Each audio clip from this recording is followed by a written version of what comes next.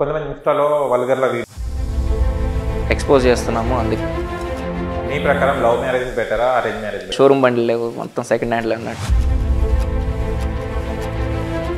మరి మీరు లవ్ మ్యారేజా అరేంజ్ మ్యారేజ్? అది డిసైడ్ అవుతుంది. ఒక అమ్మాయి రావాలంటే జీవిత భాగస్వామిగా రావాలంటే కట్నం తీసుకురావాలి. ఇప్పుడు ఏపీలో ఎలక్షన్స్ జరిగాయి కదా, వైసీపీ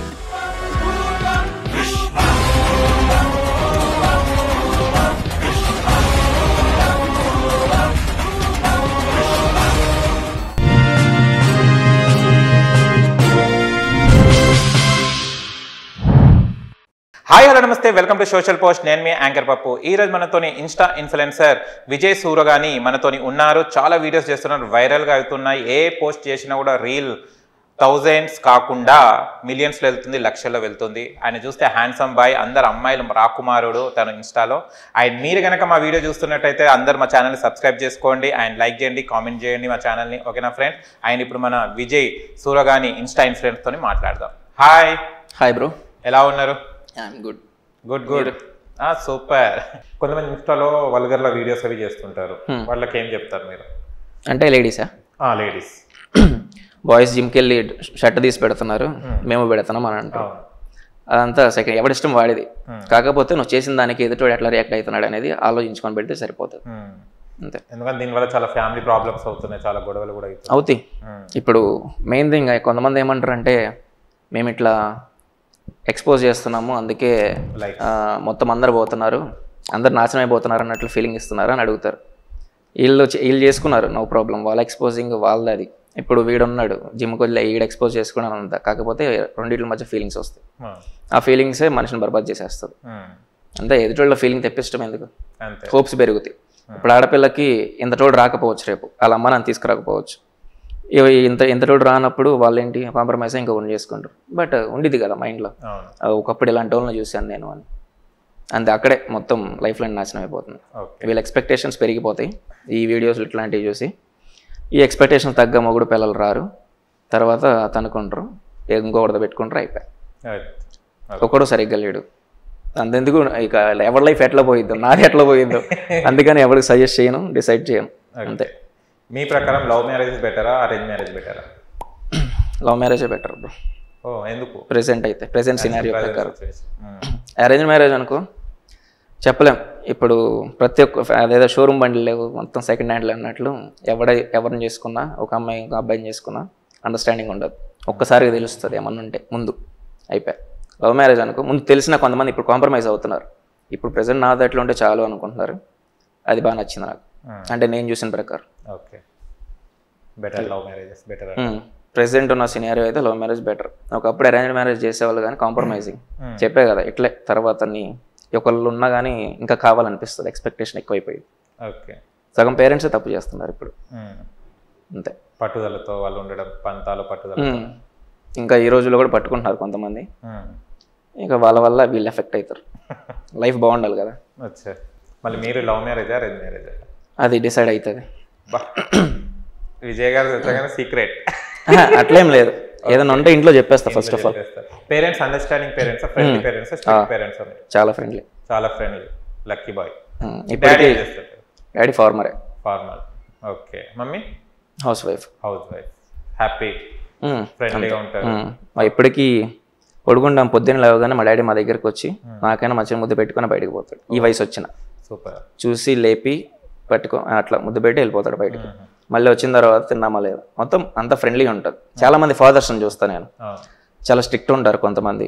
కొంతమంది ఏమో నా కొడుకు ఇది అని చూపించుకోవాలని ఉంటుంది కొంతమంది. అది మా బాబు చూపించుకుంటాడు, ఇది నా కొడుకు ఇది. చిన్నప్పటి నుంచి అంతే, ఏమున్నా ఇంకా నలుగురిలో ఉన్న బాగా ఎంకరేజ్ చేస్తారు. అంతే, ఎక్కడికి వెళ్ళినా వీడు నెట్టుకు వస్తాడు, వాడు చూసుకుంటాడు. మొన్న ఈ మధ్య ఫోన్ కాల్లో మా మామ అడిగాడు, వీడి సంగతి ఏంటి అని మా మామయ్యని అడిగి. ఇక్కడ వచ్చి మా మామయ్య వాళ్ళ ఇంట్లోనే ఉన్నా నేను. 1 year వాళ్ళే చూసుకున్నారు. తర్వాత మా డాడీ ఫోన్ చేసి అడుగుతున్నప్పుడు చెప్పాడు, వాడు పర్లేదు బాగానే ఉన్నాడు, ఇట్లా అని. మొత్తం మెయిన్ థింగ్ మీలాగే ర్యాష్ అన్నట్లు. మా డాడీ కొంచెం ర్యాష్, ఏదైనా ఉన్నా వదలడు. మంచిగా ఉన్నంత వరకు మంచిగా ఉంటాడు, లేదంటే వేరేలా ఉండేది అట్లా.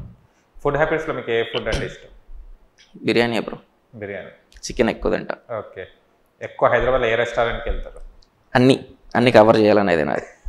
కేపీహెచ్పి మొత్తం అయిపోయింది, మాదాపూర్లో సగం అయినాయి, ఇంకా మెల్లగా. అంతమంది కేపీహెచ్పిలో ఉండే ఇన్స్టిట్యూట్ అప్పుడు, అక్కడ అయిపోయి ఇక్కడ అన్ని చోట్ల టేస్ట్ చేస్తాం అంతే. ఓకే. ప్లేసెస్, మీ ఫేవరెట్ ప్లేసెస్ వెళ్ళాలంటే ఏ ప్లేస్కి వెళ్ళాలనిపిస్తుంది? ఏం లే. ఓకే. ఓకే. విజయ్ గారికి ఒక అమ్మాయి ఇప్పుడు రావాలంటే, జీవిత భాగస్వామిగా రావాలంటే ఎలాంటి అమ్మాయి రావాలి నా లైఫ్లోగా? మీ లైఫ్లో నా కలర్ ఉండి, నా హైట్ ఉండి, నాకు ఇక్కడికి రావాలి, కానీ నా హైట్ అవసరంలే. ఓకే. నా కలర్ ఉండి కొంచెం సేమ్ పర్సనాలిటీ, చక్కగా ఉండాలి. ఓకే. కట్నం తీసుకురావాలి, మెయిన్ అది కింద అండర్లైన్ చేయాలి అంతే. నోట్. కట్నం తీసుకున్నాడు గాడిదా గీడిదా అంటారు. కట్నం ఎవరికి ఇస్తారు? రేపు మాకు నాకు ఏమన్నా నేను పోయాను, అది మిగిలేదు వాళ్ళకే కదా. దానికి కట్నం తీసుకోకూడదు, ఇదంతా ట్రాష్. అది వాళ్ళ కూతురికి, కన్న కూతురికి ఇస్తారు, వాళ్ళు ఇచ్చుకుంటున్నారు చక్కగా. రేపు ఆమెకే మిగులుతుంది. అది మధ్యలో వీడు ఏమన్నా రాంగ్ చేస్తే ఓకే, ఇవ్వాల్సిన అవసరం లే, మనిషిని బట్టి ఇవ్వాలి కట్నం అనేది. ఎవడు పడితే అడిగి ఇచ్చేసినా వేస్ట్. దాన్ని చూసి ఇవ్వాలి. ఓకే. కానీ అమ్మాయికి మొత్తం నగలవి చేస్తారు, కానీ అబ్బాయికి రాగానే ఒక ఉంగరం పెడతారు, మళ్ళీ ఇచ్చిన కట్నం అంతే కదా. అది కూడా లెక్కేసేస్తారు బ్రో వాళ్ళు, అన్నీ లెక్కేస్తారు. కాకపోతే అదొక బర్డెన్ లాగా ఫీల్ అవుతారు ఆడపిల్లల్ని. ఇచ్చే టైం ఒక సగం కట్నం వల్ల కూడా బర్డెన్ అవుతుందిలే, పేరెంట్స్ అట్లా ఫీల్ అవుతున్నారు, ఇంత ఇచ్చి చెయ్యాలి ఆడపిల్ల పుడితే అని. ఈ రోజుల్లో అదేంలే, ఆడపిల్ల సంపాదిస్తున్నారు, సంపాదించినప్పుడు కట్నాలు అవసరంలే. అంతే. ఓకే. Super, nice decision. చాలా జోవియల్గా. అంతే. ఎప్పుడు సింపుల్గా ఉండి చక్కగా అట్లా జీవితాన్ని సాగిస్తూ ఉంటే టైం తీసుకెళ్తుంది మనుషుల్ని, అంతే. మనం ఎన్ని ప్లాన్ చేసినా అవ్వవు. ఓకే. అది నేర్చుకున్నాం. ఇప్పుడు ఏపీలో ఎలక్షన్స్ జరిగాయి కదా, యాజ్ యువర్ విష్ ఎవరు గెలిస్తే బాగుంటుంది అనుకుంటున్నాను? ఎవరు గెలిస్తే అంటే, ఇప్పుడు వరకు నేను యాక్చువల్గా టీడీపీకి ఓటేద్దామని పోయినా. ఓకే. బీజేపీతో పొట్టు పెట్టుకుంది. బీజేపీ వాళ్ళు వచ్చి ముస్లిమ్స్ ఇట్లా చెప్పారు కదా, ఇక్కడే ఓపెన్గా చెప్తున్నాడు, ఇట్లా నేను మైనారిటీ ఇవన్నీ తీసేస్తా, రిజర్వేషన్ తీసుకోవచ్చు, ఎప్పుడో రాజ్యాంగం పెట్టినప్పుడు పెట్టాడు. కాకపోతే మినిమం ఉండాలి. అదేమంటే ఇంటర్నల్ వార్ చెప్తున్నట్లు ఉంది ఇండైరెక్ట్గా. ఇండియాలోనే హిందూకి ముస్లింకో లేకపోతే క్రిస్టియన్ ముస్లిమ్స్కో ఇట్లా ఇంటర్నల్ వార్ చెప్తున్నట్లు అనిపించింది నాకు. అందుకని వైసీపీకి వేసేసారు. ఓకే. ఇది రీల్ కూడా చేసినట్టు సేమ్ ఇదే చెప్పారు రీల్. వైసీపీకి వేసి ఇంకంతే, జస్ట్ బయటకు వచ్చా, టీడీపీకి వేసావా అని అడిగారు, లేదని చెప్పారు. ఇన్స్టెంట్ డెసిషన్స్ తీసుకుంటే ఎప్పుడైనా ఆలోచించిన ప్లాన్ చేయను, అప్పటికప్పుడు ఏది అనిపిస్తుంది చేసేస్తా. ఓకే. ఎప్పుడైనా చూసారా జగన్ గారిని కానీ, జగన్ అన్నని కానీ? చూసా. వచ్చారా మీ ఊరికి? ఓకే. ఇప్పుడు కాదు, ఫస్ట్ ఆయన ఓడిపోయండి చూసావా, అప్పుడు వచ్చాడు. ఓకే. నెక్స్ట్ టైం గెలిచినప్పుడు చూడలే. ఓకే. లోకేష్ గారిని చూసారా? ఇదిగో నేను చూస్తున్నాగా. ఓకే. లోకేష్ డూపే కదా. అదే. ఓకే. సూపర్.